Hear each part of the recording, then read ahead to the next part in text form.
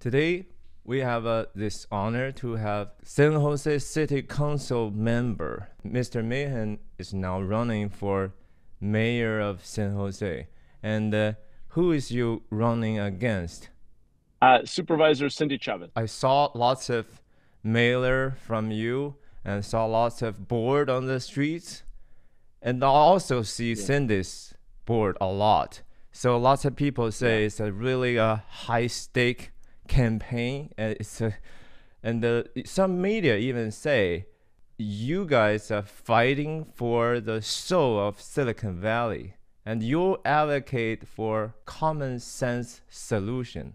What are those solutions? Thank you for the opportunity to speak today. And yes, I'm really focused on getting our city on a better track. I love San Jose. We have so many incredible assets, starting with our incredible diversity and our weather and the economic opportunity here. But in recent years, we've been spending more than ever. Our taxes are incredibly high. It's a very expensive place to live. And yet the outcomes that we're getting for the community have been getting worse. We've seen crime go up, lack of affordable housing has gotten worse, homelessness has gotten worse.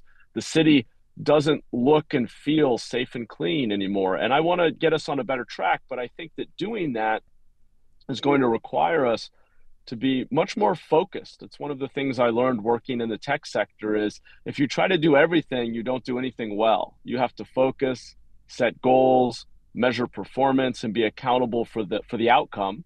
And if what you're doing isn't delivering the outcome that you want, then you have to be willing to change what you're doing. And so that's really why I'm running, and happy to get into more details, but that's kind of the high level. You just mentioned we need focus, right? But what's the priority of yours? Like what you would focus on issues? Yeah, that's a great question. And one of my frustrations in local government has been that we're trying to do too many different things. We're talking about way too many different issues. Your city government, in my view, its primary responsibility is public safety. So that means hiring police officers.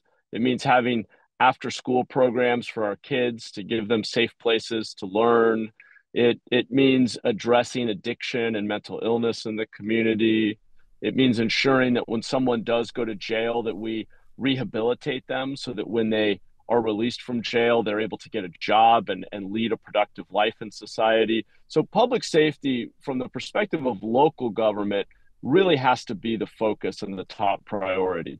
Beyond that, your city is responsible for basic infrastructure, roads and bridges and parks and basic public infrastructure that we all take advantage of.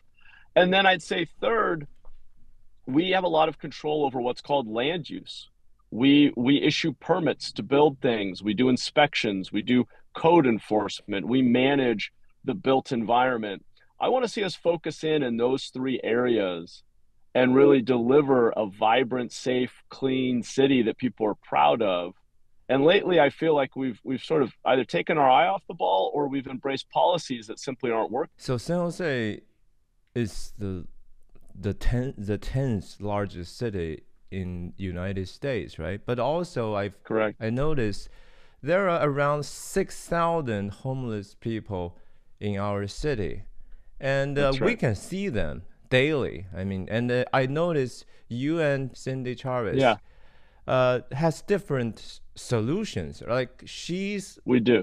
You tend to like use some county property, right? Like a fairground to build a more concentrated, let's say, housings for the homeless. But Cindy maybe have different solutions. Why is that? I don't actually think that we should concentrate it at the fairgrounds. I've used the fairgrounds as an example of the public land that we have. We have a lot of government-owned land. And I want to see us treat homelessness like the humanitarian crisis that it is. My belief is that if an earthquake hit and we had 10,000 people out on the streets because of an earthquake, we would have refugee tents, we would have FEMA trailers, we would have basic safe places for people to go immediately within days. And we would be mobilizing to get people back indoors. We have become somewhat complacent with or desensitized to the fact that we have thousands of people living on the streets. So, Supervisor Chavez's approach is very well intended, but it's very slow and expensive. She led the Measure A bond, which was $1 billion bond, which has been deployed to build brand new housing at a cost of almost $1 million per door to house one person. And I really think that we need a more pragmatic approach. I've argued for using prefabricated modular units that come off an assembly line at just $25,000 a piece, deploying them on government-owned land, including the county fairgrounds, but not all concentrated in one place. I actually think it needs to be spread out and distributed so that it doesn't, so that it's fairly a shared burden. Every community should participate in the solution. I think we need to invest more in mental health care, addiction treatment, job training, the services that get people back on their own 2 feet. I don't think we can afford to solve this problem if we're spending $1 million a door just to get someone off the streets. That sounds reasonable for me, but the question is, maybe people will doubt where it come from, right? People will say, oh, you represent Almaden Valley, Blossom, that's a pretty affluent community. Maybe they don't want to have this kind of housing, affordable housing there. Do we really have to concern about that? Or just like you said, you think probably we all should shoulder some burden for this issue? We all are going to have to play a role in the solution, and every neighborhood is different, but I have advocated for moving forward sites in my district. So I actually led the charge to establish the largest transitional housing site in the city, bridge housing site in my district, 206 units, modular units. They can be built at $100,000 to $200,000 a door, not $1 million a door, which means we can help more people and put more money into services. I've also been working to move forward a safe parking site for people who live in RVs. My view is we as elected officials have to lead, and we have to explain to the community that our homeless population is already there, living in the neighborhoods, and that everyone will be better off, from our unhoused neighbors to our housed neighbors. We will all be better off if we can get people indoors into safe, managed environments with on-site services. So I think that a neighborhood that takes on a transitional site or a safe parking site or a drug treatment center should be guaranteed that it will be better, not worse off. We need to make sure that neighborhood is kept very safe and very clean, and that we enforce the rules and the laws within that neighborhood. But if you take on part of the solution, your neighborhood should get better off. You should actually see a benefit, fewer encampments, less trash, less crime. So I want it to be a win-win. Everybody should win if we get people indoors. Right. So this campaign, from what I understand, you and Cindy poured over $3 million. Is that because San Jose has huge budget, city budget? As a council member, you definitely know approximately those money, where they heading to, where they gone, right? Usually, can you explain a little bit how this money has been spent over the past years?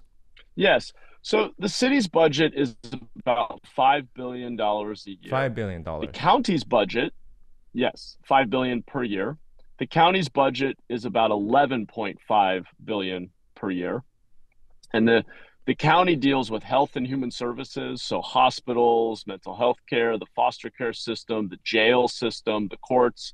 The city manages what I described before: public safety, police and fire, roads, parks, libraries, all those sorts of things. Basically, of your $5 billion budget, $1.5 billion is more flexible, and we make decisions about that. The rest of that money ends up being basically, things like the airport and the sewer system and garbage collection, which we can't change. Those are basic services that are fee-based. You pay a fee for a service.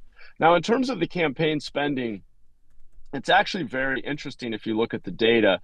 our campaign, our campaigns have raised about the same amount. Our on the campaign side, we've raised a little bit more than my opponent. We've raised, I think we're now at 2.2 million roughly on the campaign side.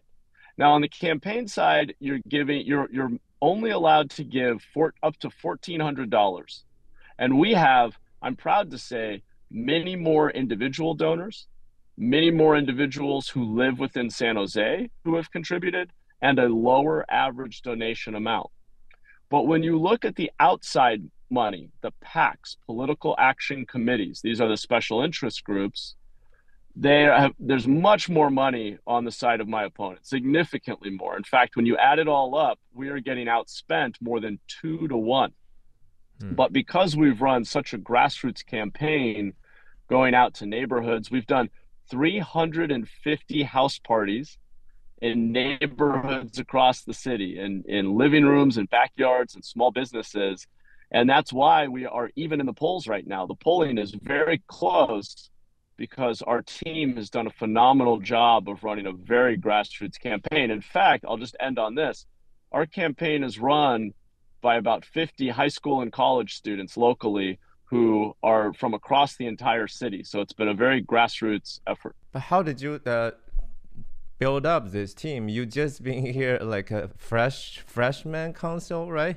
You only been in the council for 2 years, right? Or 4 years? Yes, but I had a long career in tech. I built two software companies in the Bay Area. Before that, I was a public school teacher here. I went to high school in San Jose. So I've always built relationships and built community, and I've had the opportunity to get to know thousands of people in San Jose over the years. And so the other thing is this. I think people are attracted to the vision. People understand that our city is not going in the right direction and that we need a change. And they're looking for a vision that explains how we can change. And part of what I'm running on is a new plan for accountability that I think people want to see in government. What do I mean by accountability? I mean that when we pass that multi-billion-dollar budget, just like I did in my tech companies, we should set goals. We should publish them on the city website. We should baseline where we are today. We should track our performance. I believe that our pay raise each year as elected officials should be tied to how much progress we make. And I think we should be very transparent, much more than we are today, about which policies and which programs are meant to improve outcomes. And if they aren't moving the needle, if we aren't getting better, then we should change what we're doing. And so I want to bring a new level of transparency and performance measurement and accountability to government. And the capital of Silicon Valley, San Jose, should be the city that leads that innovation in the public sector. And I think people believe that we need this change, and our campaign has given voice to that. And that's why we've seen 40,000 people sign up for our campaign over the last year. So I think that's why you see that so much grassroots energy. You mentioned San Jose streets looks dirtier nowadays. Why is that? Yeah, I think part of it is that we have almost 6,000 people living on our streets, and many of them don't have access to a trash can it's unmanaged. These are unmanaged encampments. Part of it is illegal dumping. We have people, once you see trash, people just start dumping more. My first priority when I get into office, assuming that we win this race, is going to be mobilizing our community and mobilizing the resources of City Hall to clean up our city, because it is an issue of civic pride. People are losing pride in their own city. They're feeling less happy and less excited and less joyful about living in what is otherwise a great city. And so I really want to work together. I think we have to have more accountability and consequences for illegal dumping, and use automatic license plate reading technology to enforce the laws around that. We need to reduce street homelessness and get people into basic shelter so that we don't see encampments producing so much trash. We need to do code enforcement, and we need to mobilize volunteerism. We need the community to get engaged and come out and help us clean up and beautify our city. So that is a big focus for me. I think that's part of turning things around and getting us going in a better direction again. I personally have this appeal. Like, I feel like the noise level is much higher now too. Lots of vehicles. I think people intentionally remove the mufflers, and yes. they're really loud, and they drive at night with that noise. It bothers me. And also some yes. restaurant, especially in close to downtown area, it's not even in downtown, but they just play loud music, sometimes till 3 a.m.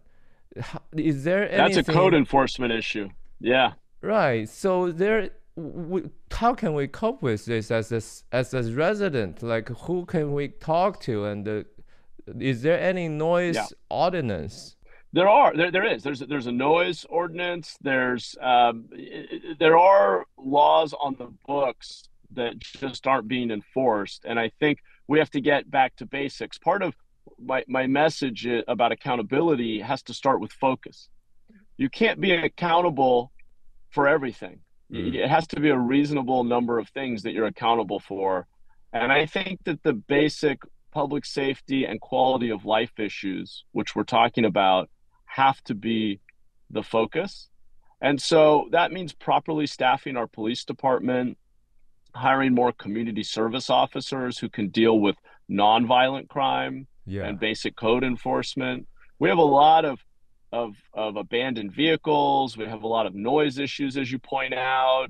There's a lot of blight, graffiti, and trash. And I want to see us get back to basics. We have a $5 billion budget. We have 7,000 employees. We should be able to get the basics right of a pleasant, safe, clean city that people are proud to live in. And too many people today aren't having that experience. Right. So we are really counting on some, like, the way to do it, more accountability to the city staffers. That's for sure. And more focus. More focus. Yeah. Do you have anything to add on? I hope that your listeners will be sure to vote. That's the most important thing. No matter who you're voting for, it's really important that your voice is heard. I like to say that we get the government we deserve. You know, a lot of people think that government should, you just pay your taxes and that's it. And I don't believe that. I think that in our in our system of government as a representative democracy, people have to be engaged. They have to really pay attention to the candidates. They have to vote. And we need you to continue to stay involved after the election. I don't want anyone to think that they can just vote for one or two people and everything's going to change. We need people to volunteer, to be involved, whether it's through their faith communities or through local nonprofits or a neighborhood association. We together will create the city that we live in and that we want to live in. And we have the ability, working together, to create a city that's even better, even safer, cleaner, more vibrant, a better place to raise our kids in. So I really believe in that people power, the power of the community. And I just want to encourage people to get involved, not just for the election, but beyond the election. Right. This, like you said, resident spirit, right? It's like a resident pride. Go do some things together, maybe clean the street, maybe have more street events. But how can we motivate people to do that? Is there any tangible way? Yes, I think it starts with having the organization at the grassroots levels that people can plug into. Neighborhood associations, community associations, parent-teacher associations, churches and synagogues and mosques and temples. I think it's having that very basic local organizational system, that place for people to plug into. People tend to do things in groups. They want to do things socially. We're very social and relational as human beings. And I think that people show up because of human connection. And so our city can do more to facilitate that. We used to have something in San Jose called the Strong Neighborhoods Initiative, where the city invested in getting neighborhood associations started and providing funding and providing coaching and mentorship and helping people meet their neighbors. We have something called National Night Out, which we do with our police department every year, where people come together to do either a potluck or just to gather in their neighborhood. I want to see us help people form bonds at the community level. We should be the most connected city in America. Also in the spirit of Silicon Valley, right? Let's talk a little about yourself, your personal things. Like from what I read, you was born in Watsonville, right? Tell me about that. Sure. Yeah. Thanks for asking. I grew up down in Watsonville, which is a little farming town on the central coast of California. It's where your strawberries come from, if you're not familiar. And I've been there. I've been there. I brought my kids there to strawberry picking. There you go. Yeah, it's a beautiful little town, and it was a good place to grow up in many ways. Great access to nature, and a small community. Everybody was very, knew one another. But my town also had a lot of challenges. And when it was time for high school, our local high school had a higher dropout rate than graduation rate. And my mother encouraged me to look at other opportunities. I applied to a Catholic school here in San Jose called Bellarmine. I was very lucky to get into the school, but we could not afford the tuition. And they gave me a great deal. They basically said, if you come over during the summers and work on the maintenance crew, we will forgive your tuition. And so I came over by bus. It was about 4 hours a day round trip by bus. And I came over in the summers to work on the maintenance crew. And then during the school year, got a great education. And I really fell in love with San Jose. I think San Jose is special because more than almost any city in the world, we have welcomed people from everywhere and given them great opportunity, upward mobility, a high quality of life. And I just think it's an incredibly special city. So I knew I wanted to come back. I was lucky to get a scholarship to go to Harvard. I studied politics, philosophy, and economics, and met my future wife, Sylvia, there. She's a daughter of immigrants from Miami. I convinced her to come back to San Jose, told her it's the best place in the world to start a family. I came back through a program called Teach for America, and I was a public school teacher for a couple of years in our community, and I committed to working in one of our lowest performing schools as a way to give back because education changed my life. And then I went into the tech sector and spent over a decade building a couple of software companies that promoted civic engagement, actually. And now it's kind of come full circle with me being in local government, trying to serve the community this way. You've been to Bolivia in South America? Yes. Well, what about that? Oh, you noticed that. Yeah. I didn't want to go on too long, so I sometimes skip that. But you're right. When I graduated from college, before coming back through Teach for America, I received a Michael C. Rockefeller fellowship.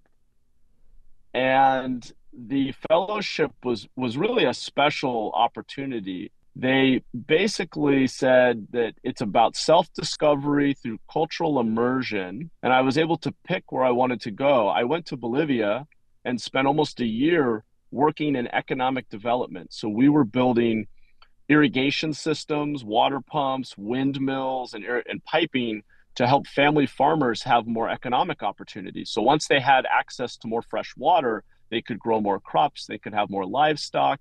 And so I worked down I lived in La Paz and worked out in the countryside, building irrigation systems and doing economic development work. It's just occurred to me, like Watsonville, maybe the appearance of Watsonville now pretty much is like San Jose back in 30 years ago, maybe even more, 50 years ago. Probably more, right? 50 or 60 years ago. Yeah. Yeah, and maybe Bolivia looks it's similar to what here was, right? Yes. So things are changing, and we are changing.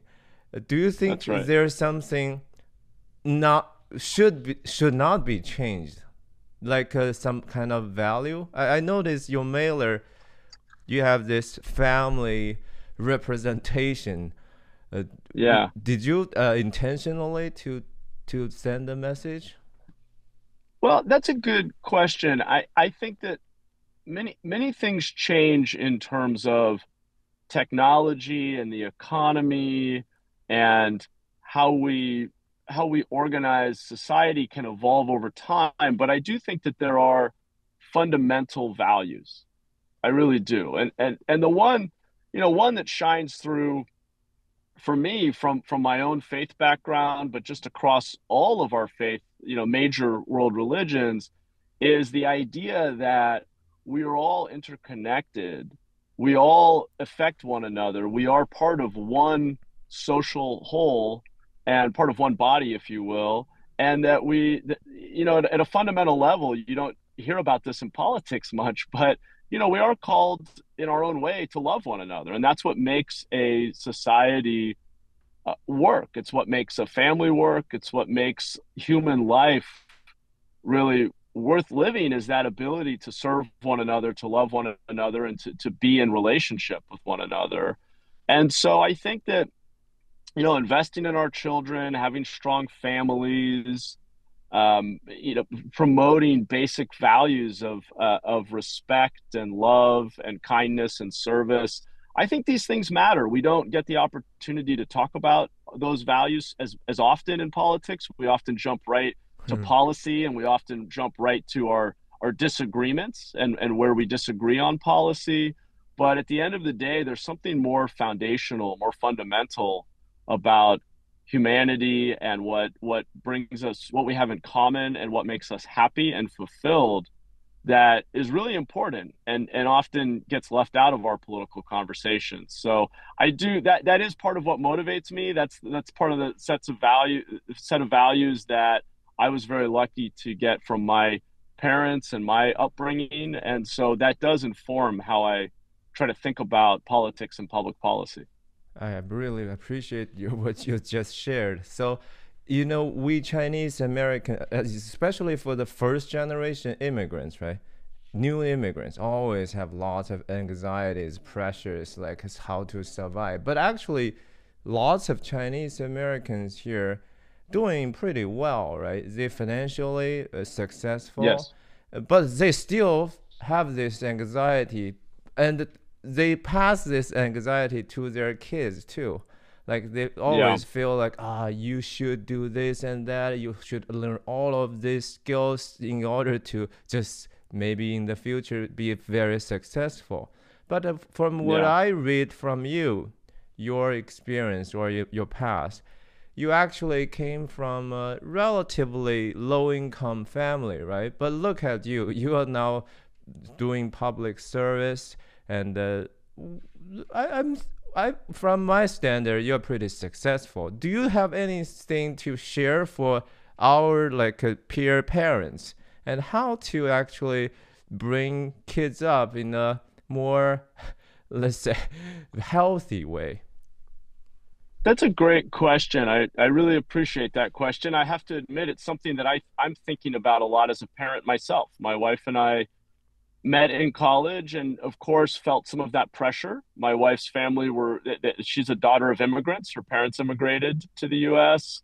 I grew up, as you mentioned, in a working class community and felt some pressure to make something of myself. And so we think a lot about what is it that we want to instill in our children. And I think the only thing I've kind of come to is the importance of balance and being well-rounded.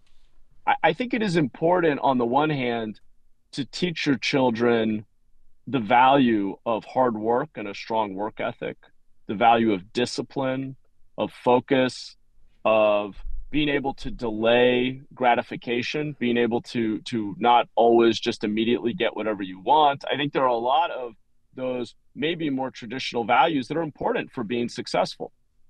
But I also think there are other values that can be lost if you focus too much on just being successful in a traditional sense.